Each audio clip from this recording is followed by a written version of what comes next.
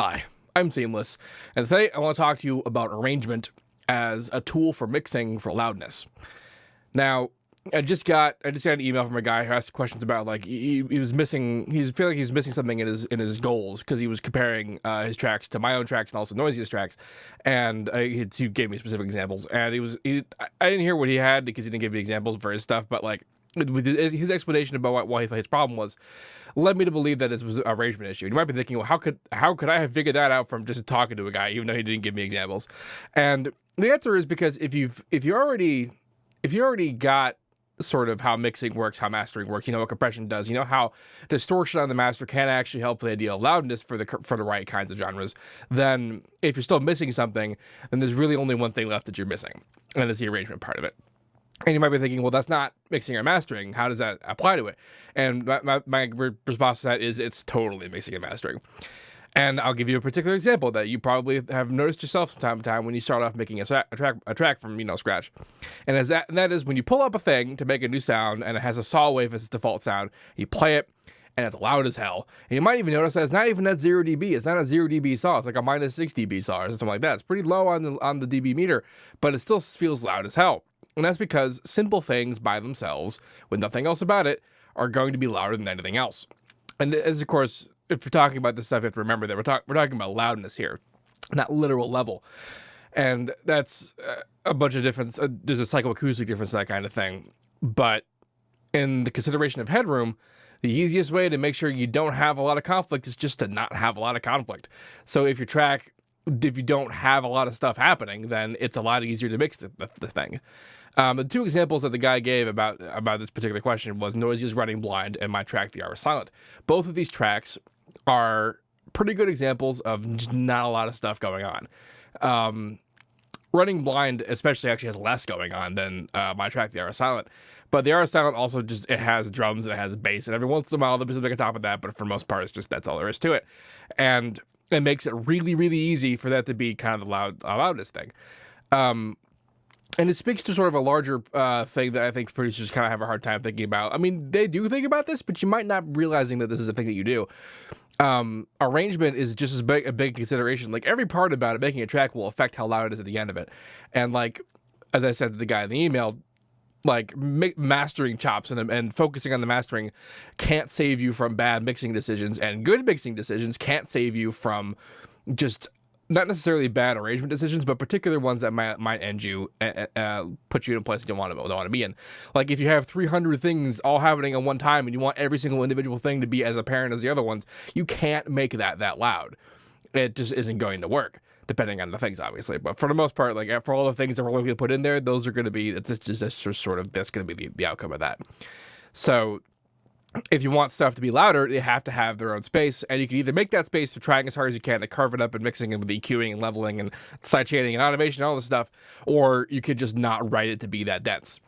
And especially if you're comparing, like, you might be thinking to yourself, well, I want to write denser things, and then fine, cool. You just got to be okay with it not being as loud, because things that are not so dense will always be louder than things that are denser in terms of just content that's there. Especially if you're comparing your dense track to a track that's not that dense. The difference between your track and that track is that it's not that dense. That's pretty much all there is to it. Another classic example of this kind of being a problem is when people want to put drum fills in things, and they put the drum fills over what's still happening, like in a drop or something.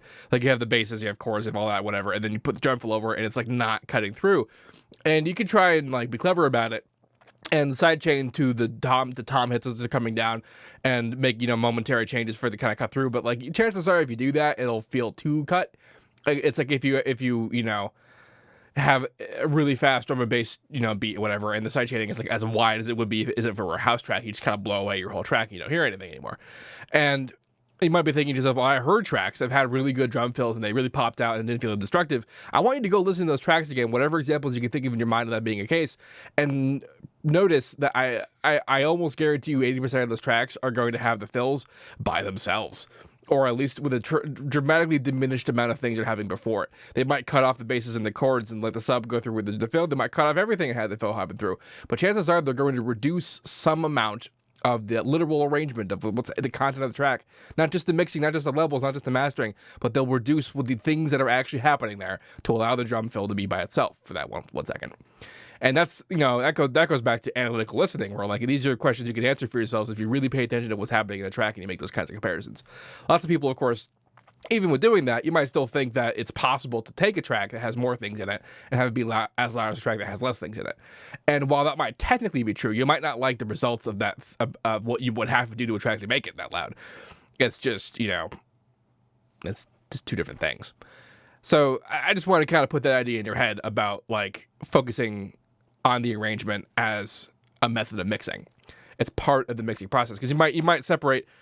I really don't like it when people do this sort of thing, when they separate the ideas of like, here's the mixing process, and it's the whole thing I do by itself, and here's the mastering process, and the whole thing I do by itself, and I make no changes in between. You got to make changes in between. You always will, even if you have to go back and do it in a separate project. But if you do it all at one time, then you don't really have to do that, do you? Because you can do the changes, you can see what happens, because we're in the future. It's the current year, which means that, we don't have to rely on tape. We can do things at once. We can do things in the same project. We can hear it all what's happening. And almost always, there's never a benefit to like rendering out a file and doing it, on something else, unless you want to go hard and what's it called, Sequoia, the mastering DAW that like it does things to a level that nobody will ever appreciate. But you should also consider that for arrangement, like that exact kind of separation, like non-separation between mixing and mastering. You want to also blend in arrangement as part of that as well, because when, like, these are all, of course, considerations you have to make. You make these considerations even if you aren't thinking about it. Like whenever you choose a shorter kick sample over a longer one because the tail interferes with the sub because of the way the sidechaining works, that's a mixing decision that you appropriated by making arrangement changes. That's the kind of stuff that you want to keep in mind. And the idea that like you have less reverb on something, it's kind of a sound design choice, but it's also a bit of an arrangement choice. But you're taking your instrumentation, you're behaving it, you're playing it, and you're behaving it differently. That's that kind of thing that you want to keep in mind. And this is all stuff you want to play all together, because what you do in your arrangement will affect what you have to do in your mix, will affect what you have to do in the master.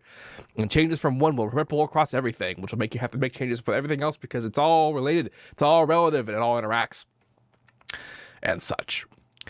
If you have any questions about this, please let me know. Don't forget to like, comment, subscribe, and all that good stuff. And as usual, have a nice day.